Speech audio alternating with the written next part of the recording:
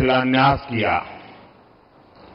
इनमें railway, port, petroleum से जुड़ी कई बड़ी योजनाएं थी और आज एक बार फिर मुझे करीब 15,000 करोड़ रुपए, 15,000 करोड़ रुपीस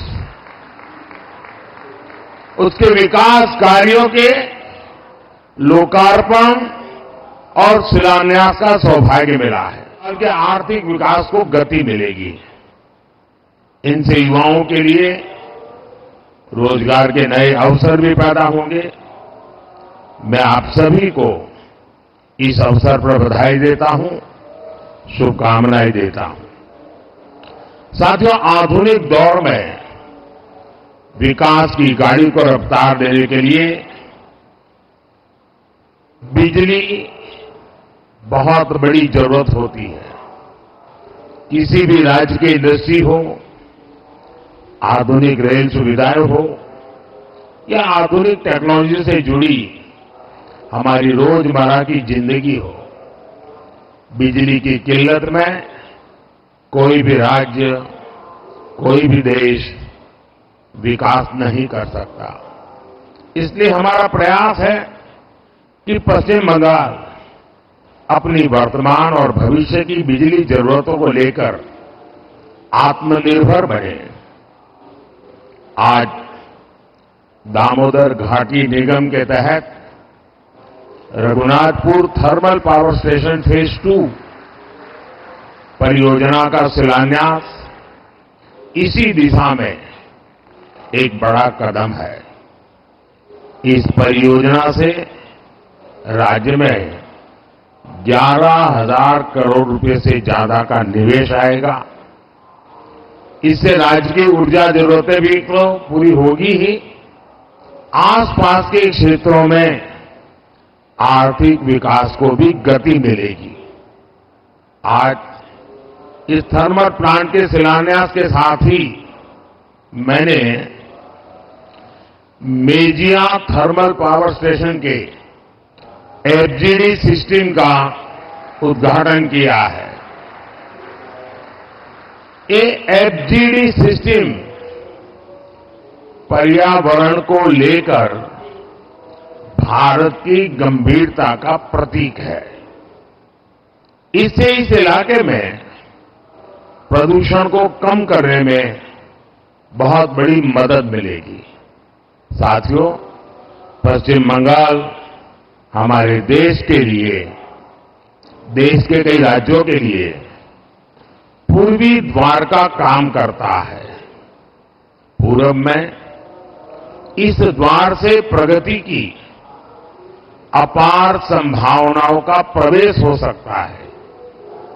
इसलिए हमारी सरकार पश्चिम बंगाल में रोडवेज, रेलवेज, एयरवेज और वाटरवेज की आधुनिक कनेक्टिविटी के लिए काम कर रही है।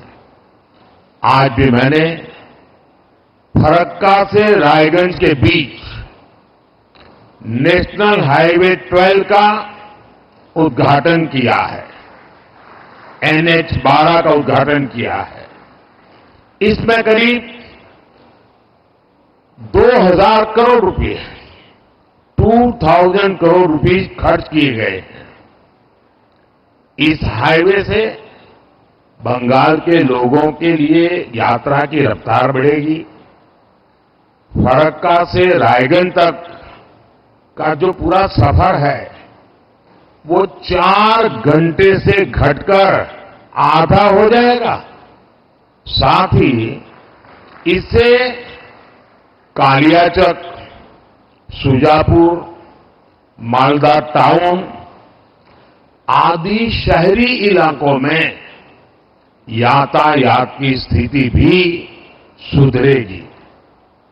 जब परिवहन की रफ्तार बढ़ेगी तो औद्योगिक गतिविधियां भी तेज होगी। इस इलाके के किसानों को भी फायदा पहुंचेगा। साथियों, इंफ्रास्ट्रक्चर के दृष्टिकोण से रेल पश्चिम बंगाल के गौरवशाली इतिहास का हिस्सा है, लेकिन इतिहास की जो बढ़त बंगाल को हासिल थी, आजादी के बाद उसे सही ढंग से आगे नहीं बढ़ाया गया। यही कारण है कि तमाम संभावनाओं के बावजूद बंगाल पीछे छूटता गया। पिछले 10 वर्षों में हमने उस खाई को पाटने के लिए यहां के रेल इंफ्रास्ट्रक्चर पर बहुत जोर दिया है। आज हमारी सरकार बंगाल के रेल इंफ्रास्ट्रक्चर के लिए पहले के मुकाबले 2 गुने से भी ज्यादा रुपए खर्च कर रही है। आज भी मैं यहां एक साथ भारत सरकार की 4 रेल परियोजनाओं को बंगाल को समर्पित कर रहा हूं। ये सभी विकास कार्य आधुनिक और विकसित बंगाल के हमारे सपनों को पूरा करने में अहम भूमिका निभाएंगे। मैं इस समारोह में और अधिक आपका समय लेना नहीं चाहता हूं, क्योंकि बाहर 10 मिनट की दूरी पर ही विशाल मात्रा में बंगाल की जनता जनार्दन इस कार्यक्रम में शरीक होने के लिए बैठी हुई है। वो मेरा इंतजार कर रही है और मैं भी वहां खुले मन से जम करके बहुत कुछ कहना भी चाहता हूं, और इसलिए अच्छा होगा कि मैं सारी बातें वहीं पर बताऊं। यहां के लिए बस इतना काफी है। एक बार फिर आप सभी को इन परियोजनाओं के लिए बहुत बहुत बधाई देता हूं। धन्यवाद जी। तो पश्चिम बंगाल के कृष्णानगर से प्रधानमंत्री नरेंद्र मोदी को आप सुन रहे थे। पश्चिम बंगाल की जनता को सबसे पहले उन्होंने धन्यवाद दिया और इस बात का आभार प्रकट किया कि इतनी बड़ी संख्या में लोग जो हैं वहां जनसभा में पहुंचे। साथ ही आधुनिकीकरण की नई एडवांस टेक्नोलॉजी का जिक्र करते हुए पीएम यहां पर नजर आए। पीएम ने कई परियोजनाओं का यहां से जो है उद्घाटन किया। इतना ही नहीं, पश्चिम बंगाल के दौरे का दूसरा दिन आज पीएम का है। रघुनाथपुर बिजली परियोजना का उद्घाटन उनकी तरफ से किया गया। दूसरा चरण जो है ये इसकी शुरुआत की गई है रघुनाथपुर बिजली की, और साथ ही 11,336 करोड़ का ये पूरा प्रोजेक्ट है, जिसके दूसरे चरण की शुरुआत पीएम की तरफ से की गई है।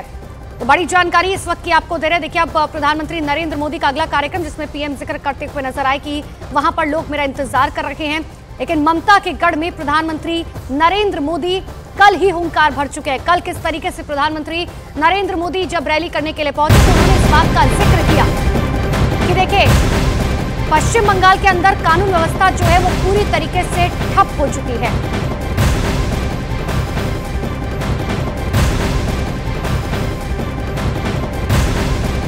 तो प्रधानमंत्री नरेंद्र मोदी का पश्चिम बंगाल के दौरे का आज दूसरा दिन, जहां पर प्रधानमंत्री नरेंद्र मोदी ने 11,000 करोड़ से भी ज्यादा की परियोजना का उद्घाटन उनकी तरफ से किया गया।